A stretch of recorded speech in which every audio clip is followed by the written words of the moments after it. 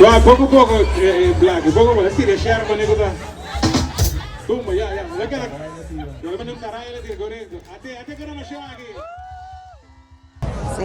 Nos corona, nos reina señora Faridi Daw, que também representa-nos como señora carnaval para outro ano durante a eleição. Ela vai hopi leuk, Faridi está full entusiasma, é uma pessoa conhecida da comunidade e nós queremos great representante para nós.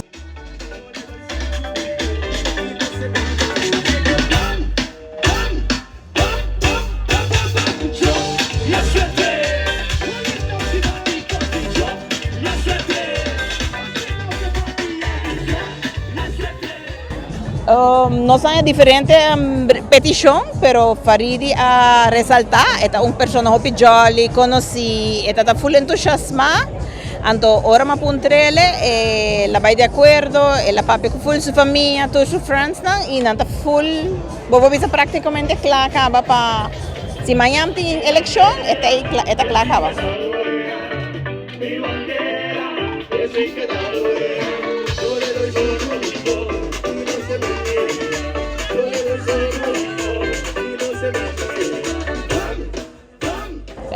Mita kere é team de TOB e tour su friends nang e Faridi mes full su família na Aruba com show tour gente tá clapa bem apoiar Faridi. E também tá full bam ding.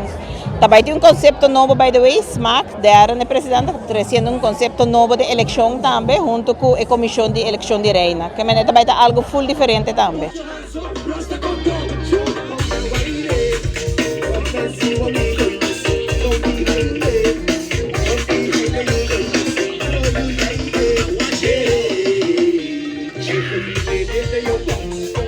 Único que está muito contente, único que me tenho a comida hack ainda de caroça, porque digo me lisset, me mag de barra vai baila assim de como me digo né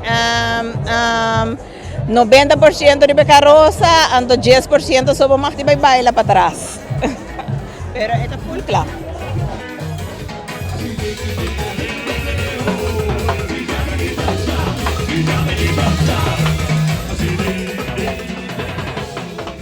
Okay, esta un 2-in-1 evento.